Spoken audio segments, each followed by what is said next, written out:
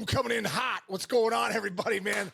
Today is going to be a good one, man. We're going to be talking all Reds all day today with one of the best in the business, a senior MLB writer at The Athletic, my good friend, Trent Rosecrans. What's up, brother? How you doing, man? Great case. You know, you warned me that you were coming with a boom, but I don't think I was adequately prepared. No, nobody It's is. honestly like I met you probably the first time 20 some years ago, and it's never changed. I was just telling somebody, it's like what you see on TV and everywhere else, you think it's an act, and it's not. It's just case. Your poor wife. I mean, like, She's like, Jesus. just settle down for once. You're over here. I see you in Bristol, and you've got like a mechanical leg strapped to you, and just running around and crushing people with hugs. I tell people, like, if you see Case, if he goes in for the hug, be prepared. You're gonna get crushed. It is just pure enthusiasm throughout your entire body, and it's one of the greatest things in the world. You are like the reason everybody's always smiling around Case is because you make everybody smile. Dude, you're the best. The absolute best. You're the best, that's dude. you. You're the best. It was so good to see you in Bristol too, bro. That was kind of a bummer that game didn't happen, but it was great to. Wasn't that cool to see 95,000? Just getting ready. It was amazing up until first pitch. Yeah, I was like, the heavens opened. And then everything else was a total disaster. But up until first pitch, what a cool thing! Like the introductions, Ken Rosenthal on the field talking to Ellie De La Cruz, which was a fun visual, of course. It's like twins, Schwarzenegger and DeVito. Well, you know that Ellie has a twin brother, right? Does he really? No, I did not know that. Is it? Can he swing it? He's like 5'8", 5'9", Oh, or really? something. Hey, I did not know that. Yeah. So it's kind of the real life twins. I have not met his twin brother. Apparently a good dude, all accounts. Ellie is 101. 101. Dude, tell me about Ellie. Tell me about Okay, so we'll go to the beginning. I got a call. This was 2021. I'm in Louisville. I was going to do something with the Bats and whoever was playing for the Bats at the time. I get a call from an agent I know, and he goes, "Hey, I heard the Reds just sent this kid from Arizona to Daytona, and someone there said we found our Tatis." Whoa. And he was like, there were some like places there where they're like, probably not as good as Tatis. Come on, like who can do that? But for a long time, it was, with Ellie, what it became was you just kept raising the ceiling, because you would be like, okay, Tatis's or near Tatis's ceiling, and it kept going and it kept going and going. But at the same time, like, then the floor is, this kid may never make it out of A-ball. I mean, you've seen it. You've A-ball, you can get the craziest talents in the world, but they still got to be able to play baseball, and also live the baseball life, which is different, and that is a separator, and that's what grinds people out of the game in the minors. It's funny. This is a quick tangent, but if anybody doesn't mind an ADHD tangent, I'm guessing it's you. I love it. I know. I'm all for the ADHD tangents. My cousin played on whatever the minor league golf tournament was at the time. It just had a million different names. Like the nationwide tour? Yeah. And I remember Lance telling me, he goes, "Trent, I got all the shots the other guys do. I can hit every single one of them. So the difference is up here. When it counts, can I hit it? It's different. Just like it's different hitting in the cage, different hitting in Little League or college or even AAA than it is the big leagues. There's a mental difference, and that's what the minor leagues bring out. Well, I tell guys all the time, Trent. One of the coolest things I got I got when you're on the Hall of Fame ballot, they send you the letter and it says, "Hey man, congratulations for being on the Hall of Fame ballot." And it said you have to have 10 plus years of service plus numbers to even be on the ballot. 5% of guys that get drafted don't play a day in the big leagues. And I couldn't believe the stat. And I was thinking to myself, like, dude, you go down to those minor league games, if you brought the big leaguers and the minor leaguers together and just did a showcase, you can't tell the difference. Everyone's hitting at 400 feet. Everyone's got cans. Everyone can run. Well, what's the difference? The difference is, can you do it every night? Can you do it every pitch? Can you do it on the travel? Can you do it on a day game after a night game? Can you do a doubleheader? And it's like, no, man.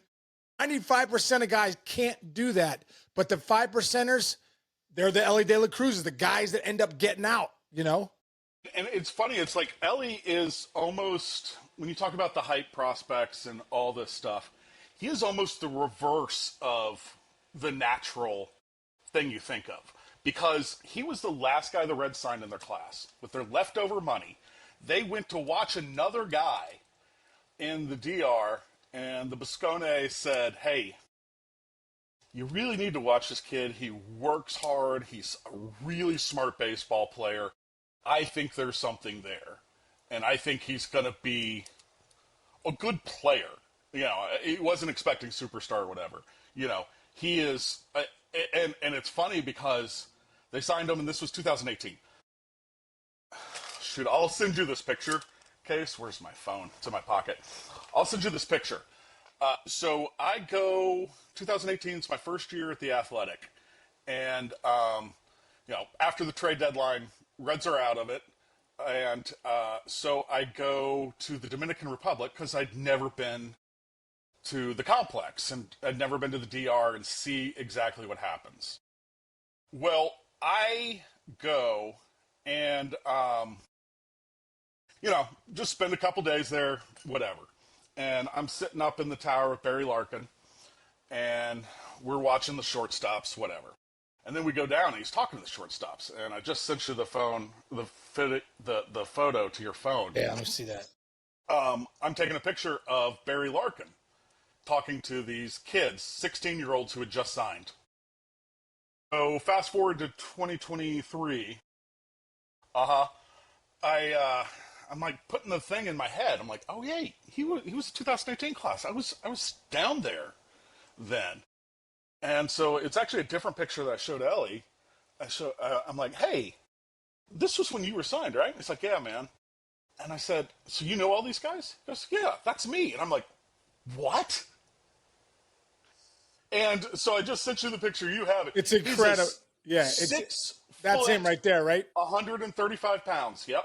That's incredible, dude. No wonder he was the last sign of the Reds, or like a flyer. Hey, take a flyer on this kid.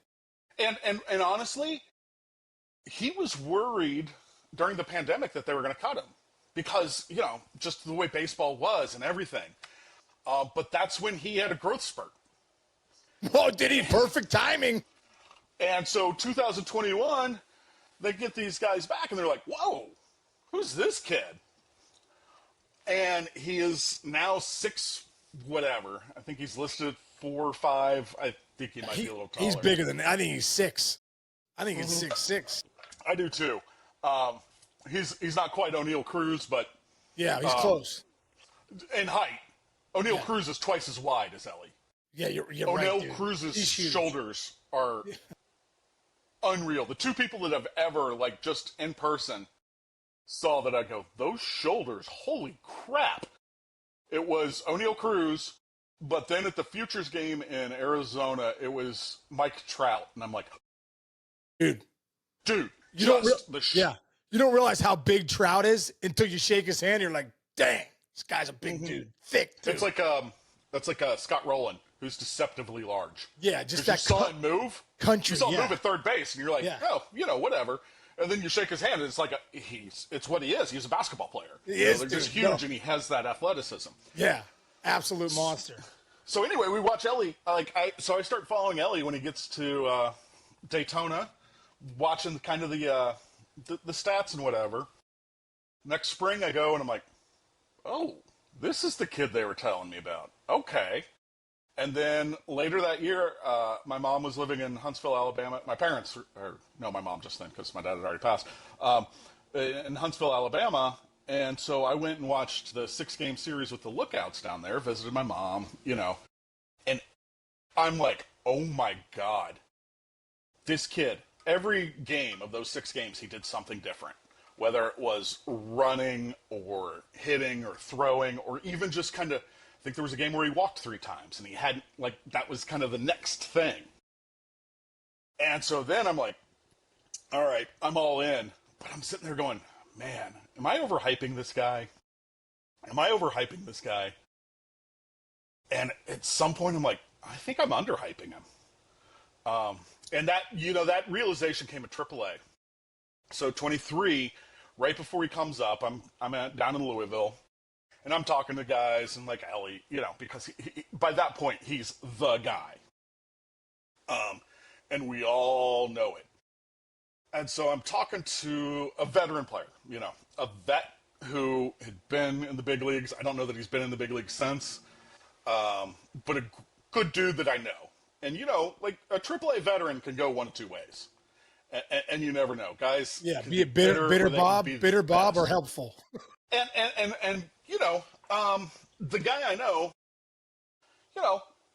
he's a hard-nosed player, old school, whatever. Great dude. But I'm like, okay, hey, I'm going to turn off the recorder. Turn off the recorder. Like, okay, really, what about this? I know you're kind of old school guy. He's flashy and all this. And he goes, Trent, I wondered about that when I came up. He goes, this kid's the real deal. He's like, you see the celebration when he hits a home run or whatever? He says he's just as jacked when his teammate does it, whether he is 4 for 4 or 0 for 4, he is on the top step. And I had a scout I was talking to, and I think this was between the 22 and 23 season. This scout works with one of the teams in the DR, in the Winter League. And he said, the Reds had told Ellie, hey, we want you to take a break. We don't want you playing winter ball. He said Ellie was at practice every day because he just wanted to be around the game. I think the thing, you see everything with Ellie, the power, the speed, the arm, you see all of that, and it's almost blinds you to how smart of a baseball player he is, how smart of a person he is. And the other thing, and this is a difference separator. Dude's a killer. He wants to win. There are certain guys who will do anything to win. And Ellie is not only a winner and a killer, he's also a gamer. Yeah. He's played in every game this year. That includes a game that started when he was coming back from his sister's funeral in the Dominican Republic. And he was trying to get back. He waited, did it on an off day, and tried to get back to play, travel from the DR and get back to play that night. Wanted to be in the starting lineup. Told Tito he wanted to be in the starting lineup. And then he had flight delays because he was going through Atlanta. We've all been there. I always say when I die, they're going to send me through at Hartsfield. And so he does that, gets there late. The game is rained, and so they're going to continue it the next day. And he plays in the continuation. He has played in every game. I think he needs a day off. I think you can see it right now. Right. And I wouldn't be surprised if he had Wednesday off because the Reds are going to the West Coast, playing as we record this in Anaheim Monday, Tuesday, and Wednesday. I could see him like Tito just saying, "Hey, man, you got to take a day." Yeah. And Tito's dealt with this before. You know who he compared it to? Just that desire to play every day. And Pedroia. Yep. 100%. I talked to Pat Murphy about that this weekend, and he was like, same thing. Pedroia, if Pedroia wasn't in the lineup, he'd have ate your face off. Uh-huh. I mean, like you're putting me in or you're dying. I think that's seriously. I'm not kidding you. And that's what Ellie is. Yeah. And so, Pedroia, special player. One of the greats. But Ellie has that Pedroia mindset That talent. with that talent and that body. Right. Yeah, he's only going to get It's he's only going to get unbelievable. better. Yeah, and with Tito's tutelage, it's going to be great. Trent, I want It's to the perfect state, guy. yeah, perfect guy. I want to talk about this team a little bit because, man, they're right. They're 65-60. They're obviously the division's probably in trouble because the Brewers are just stupid right now, but they're a game and a half back of the wild card. They're kind of trying to come up on the Mets, who have been kind of up and down. I think you can make that run there. St. Louis sits back. The Padres are a few games up. And when I watch this team this year, Trent, I must admit, I'm like, oh, they're right at 500. They're about to make a run. Then they lose 3. Oh, they're right there. They're 2 games over. Then lose 2. And I feel like they're trying to make that run. They're 65-60. What do you see right now with the Reds? I mean, they just broke the Brewers winning streak, which was an awesome game, walk off. The Brewers had won 14 in a row. What do you with this team? Do you think they can make the postseason? And I love their pitching. So, you're there, you're with them all the time. What do you see? And you're feeling good about it. I think they can make a run. I'm not going to put any money on it because I'm smart enough to never ever bet on baseball. Right, exactly. This may hurt Never some of your works. sponsors, but no, I know too much so I know how little I know, and that's how it is with baseball. But I see a team that's learning and getting there, and this is a team that is going from an ultra aggressive style under David Bell, and that 2023 team was young and just running all over the place, and you saw the good effects of that year. And then this year, you see, or then 2024, you saw the downside of that ultra aggression, where it can get you in trouble and you run into outs and all that. And I think Tito came in and was like, listen, we need to pick our spots, be smart, X, Y, Z. We still want to be aggressive, but not reckless. And I think this was a team and a core that was trying to get used to that difference. And so this weekend really honestly perfectly encapsulated it for me. Because they play the Brewers. And what the Brewers do is they push you, but they push you by not making mistakes. And they will run at the right time. They don't strike out. They pitch. They make defensive plays all over the place. And they just don't make mistakes. That's their formula, is that they just play good baseball. They're a fun team to watch because they play good fundamental baseball. And that's kind of gotten a bad rap over the last 20 years or so. It almost sounds like, like you're talking about the good old days in black and white TV. No, you're talking about what the Brewers are doing. They make every play. It may not be the flashiest play, but it gets made. When you and I have watched a lot of baseball games, I think sometimes you notice more in a player's absence than in their presence what they bring to a game. Yes. Like, when the Reds had Zach Cozart at shortstop, a ball was hit to a certain place, I can start writing in my book 6-3. And like Zach wasn't like the highlight guy, but you go back, he was the make every play guy. And so, and then Billy Hamilton, I got used to, if it was hit in the air at Great American Ballpark and it wasn't right at one of the corners where they started into their to the lines, 8. And then you would see the ball hit and you go, wait, normal humans can't do what Billy did and do it so quickly. So I think that's one of those things, is it doesn't always beat you over the head when a team is playing well and playing right. What you notice is when you kind of step back in the absence of mistakes.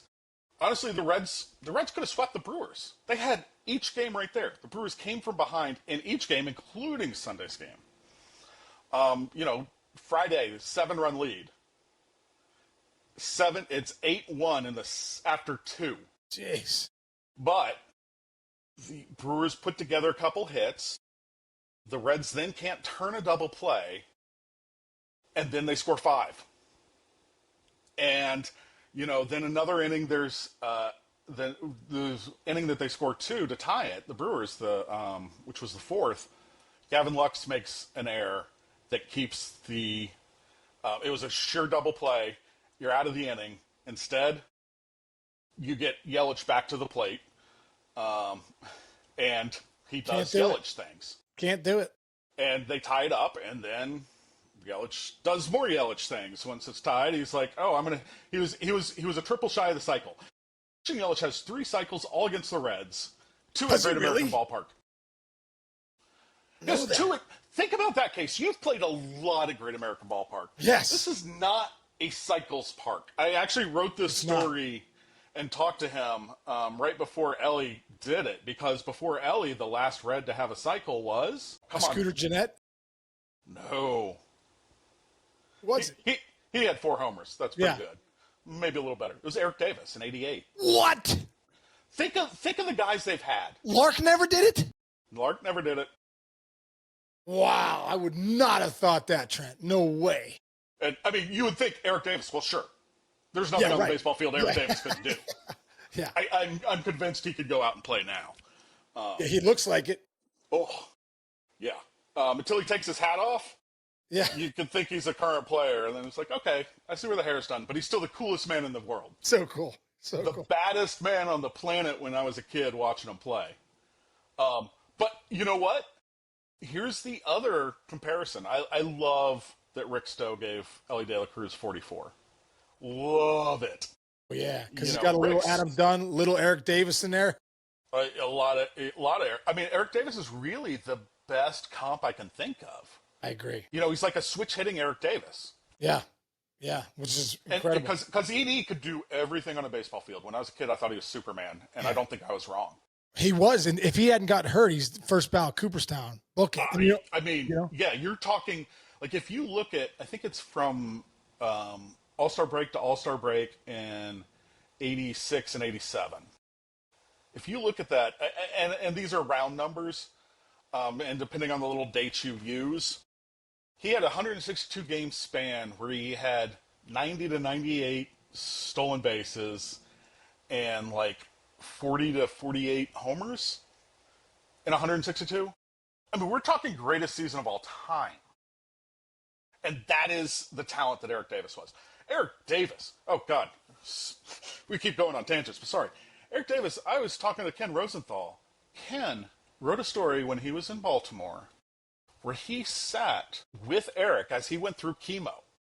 And then Eric played in, I think it was a playoff game that night. Eric Davis doing Eric Davis stuff. Yeah, Eric Davis doing Eric Davis stuff. And you know what?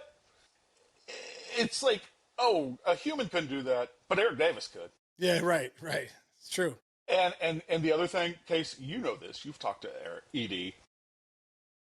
That dude sees baseball different than other people. He sees every little thing. He is not only a great athlete, but just a really, really intelligent man.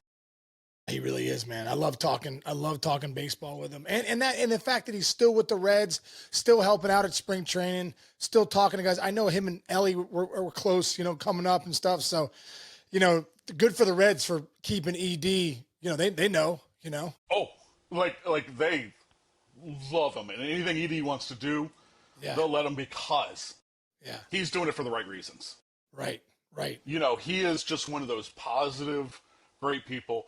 He really is. He lets everybody else do the what if, and he doesn't live his life thinking about what if. He lives his life what is. Yeah, what a run. Yeah, a lot of gratitude for that man. Trent, do you think, getting back to the Reds, you think that No, it's good. No, I love it. Dude, kidding me? I'll talk ED. We'll do a whole podcast on ED. Oh, have you had him on here? I had him on, dude. He's one of my first guys, dude. Yeah, you're smart. We've done we're over 800 episodes, and I think ED was like my 25th episode, something like that. Well, he should have been higher, and I should have been later. I got to get him on again, bro. I'm so much better now too. I got to get him on again and talk to him a little bit. Did the Reds do enough at the break? You know what I mean? Like when you look at this team, you're like, I mean, Miguel Andujar has been awesome. Mm-hmm. There's no doubt about that. You slide him into the 4-hole. Did they do enough at the break? Did Nick Kroll do enough? You know, because when you look at that, like, did they do enough for this year? Maybe not. Did they do enough or the right things for down the line? Perhaps. What they did is they went on the margins. Because there were the way the market worked, there were so few obvious sellers, and there were the ones. And like you saw Eugenio Suarez, like that just kept going up. And I said, like, Eugenio would have been great for the Reds. Maybe they should have locked him up a few years ago. Well, they did. They traded him. They had him locked up. He's still, this contract that's expiring is his Reds contract. Oh, dude, I didn't know that. How long did they lock him up for? I mean, till this year. This was the option year that they had. I had no idea about that. Again, I'll take it remember back. that I day take it back. forever. I told Dick Williams the day he signed that deal, I was like, oh, geez, he's a more valuable trade candidate today than he was yesterday because they had locked him up. And I love Gino. Thing about Gino is 3 of the teams that were most rumored to be going after him were the 3 teams that have had him before. And you know what that means. That means that the great clubhouse guy, bring him back. Welcome him back. Love him. Yeah. He is just team first, great guy, the best. He's everybody's all-time favorite teammate. He's really the Sean Casey of his day. Thanks, dude. That's awesome. No, yeah. He's got a little more pop than you. You think?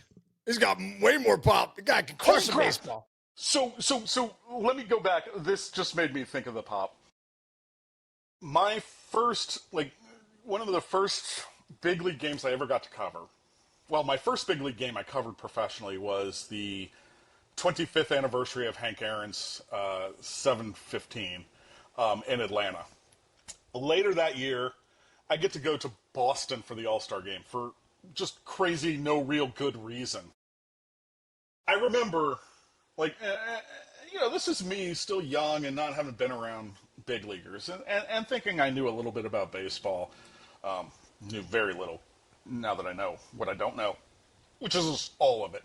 But I remember going in and sitting there at BP, standing on the field. Do you remember your BP group? I do. It was was Bagwell in it? I think so. Piazza? Was Piazza in it? Yes. Piazza? And I think maybe Bonds. Maybe. I can't remember if Bonds was in my group. I don't remember who it was, but I remember Piazza and Bagwell are in there. Yes. And the thing is, when you're on the field and you're in BP, there are certain sounds that are different.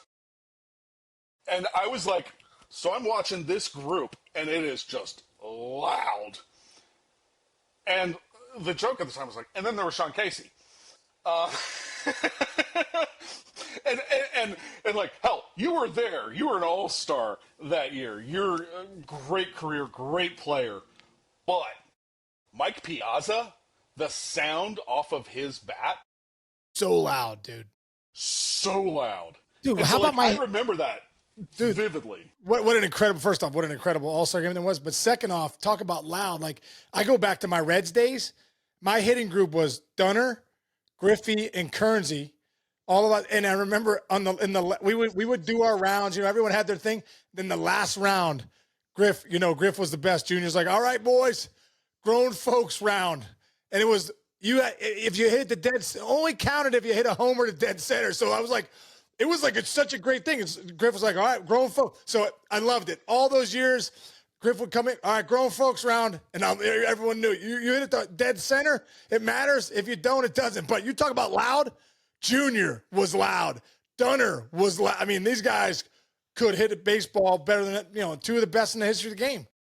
And you know what? My first year on the beat was 2007. And I remember spring training. They were both there.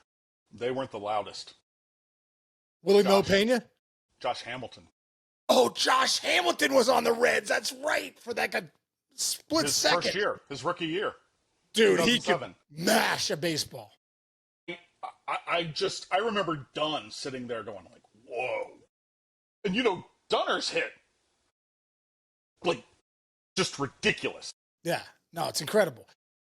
Dude, I got a quick story for you about Josh Hamilton. I Bleav he was drafted, could be wrong, but 2001? Around there. So around there. Okay. 2000, 2001. I'm with the Reds. We're coming to spring training we're playing Tampa, out there in St. Petersburg, whatever. And I'm rolling up, and dude, it's exactly what we said. I'm walking up, we're getting ready to stretch, and it's the last group, and I'm hearing wham, wham, like crack, crack. And I'm like, man, and I remember it sounded different to me. I look and this dude is pelting balls, right center, dead center, left, way back, Trent. And I'm like, who's that? They're like, oh, that's Josh Hamilton. He's 18 years old, just got drafted. He's their first round pick. I walked over to him, Trent. I walked over to him, grabbed him. I'm like, hey, man, my name's Sean Casey. I heard your first round pick. I go, that's different. I go, if you keep doing that, man, you're gonna be in Cooperstown one day. Keep working. And then we all know what happened, and he did have a great career. But I saw it when he was 18, bro. Well, and honestly, this kind of brings it all back because we're talking about guys that it's not just talent in the big leagues. There have never been more talented baseball players. I can remember the first day I saw Josh Hamilton and met him.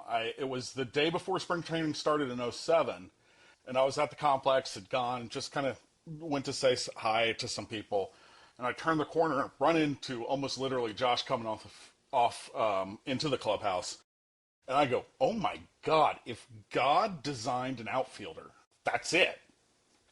And so, but you talk about, the Josh Hamilton, Eric Davis, this game, it's not just about talent.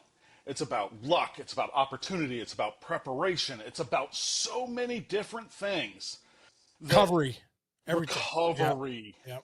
Oh, that you can be a talent like Elly De La Cruz. You can expect things like Elly De La Cruz, but you just never know. And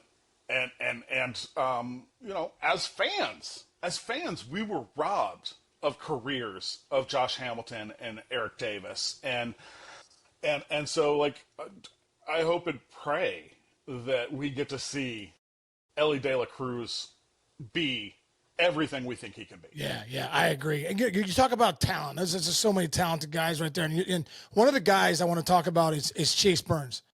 The talent that he has, the fastball that he has, the slider, feels like he's been in the big leagues a few years. He's got a little moxie out there on the mound. But dude, I don't know, man. I don't know if I'm old school or whatever you gotta say. To talk about chasing or shutting Chase Burns down because I'm not sure. I mean, isn't the goal? No, but isn't the goal to win at the big league level? And aren't you breeding guys to win at the big league level? I don't know. It's flexor mass. The idea was okay. Actually Tito said the day before this all popped up. Tito said the idea is for him to be pitching his season to end when our season ends.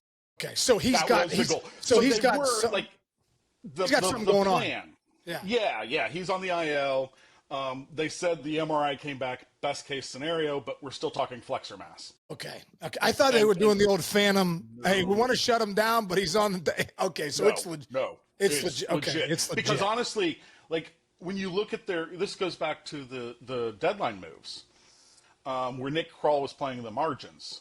We saw reliever prices go through the roof, right? And so what they did is they got a starter. And so they added to their starters, so they knew that Hunter was coming back. They knew that, Burns was there. And they knew they had a guy in Nick Martinez, who you want to talk about great teammates. Yeah. Just fantastic guy. In case we've all heard pitchers say, oh, yeah, I'll do whatever the team wants me to do. Right. Nick, I actually believe. He's the only guy I believe. I think he would prefer to start. He'll say, I prefer to start, but I don't know. Just tell me what to do, Skip. And he does it. He's an unbelievable teammate. You will not find a better guy. To lead a team as a starting pitcher, how rare is that?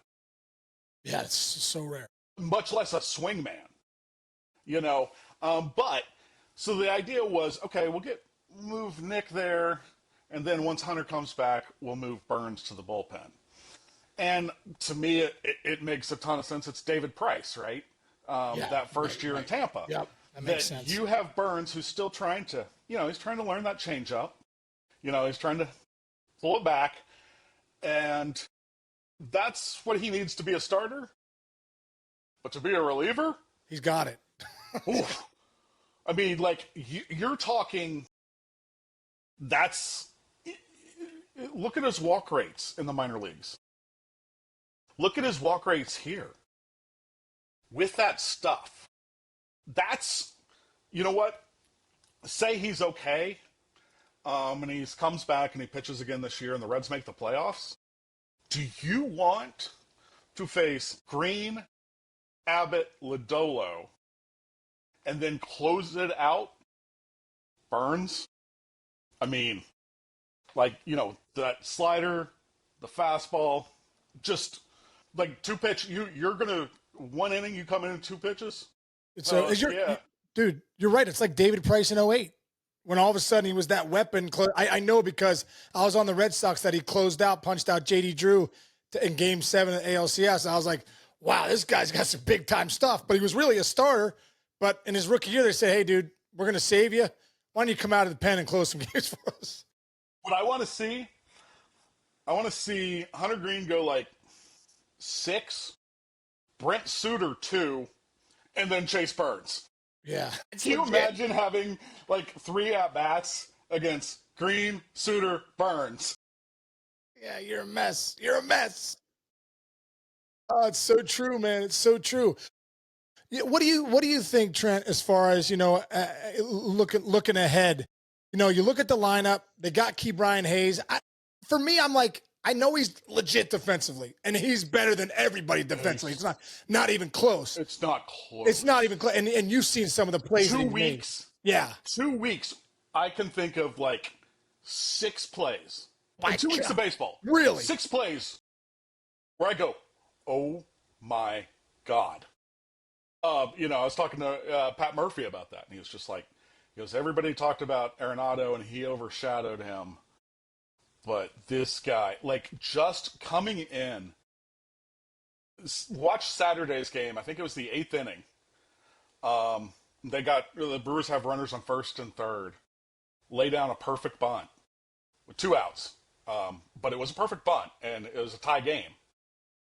Key Brian Hayes, go back and watch that play. It was incredible. Bare hand, like how he contorted his body to get rid of it, to get something on it was phenomenal. But it's also kind of like I was talking about with Billy and Zach. Like, it didn't make the SportsCenter top play because, or it was maybe that one or a different one. It's like, because it looks like, okay, that's just a good play. No. When you put it all together, that is an unreal play. That's like the, they talk about comedians, like the famous comedians all have their favorite or your musician's favorite musician. That's like your defensive baseball player's favorite play because it just encapsulates everything. Yeah, and like, Case, I was so like, I don't know, I don't see it. Now you see it. It is so special. Like, when Ellie's healthy, I think he is grinding right now. You can see it. The explosiveness is just not there, and that's the beauty of 162 days. That's part of it. You got to navigate. That's part of it, and a guy learning it, and I think he's going to learn. And he learned it from his first year. He ran out of gas, and last year did really well, and then this year he's finding out what it takes to.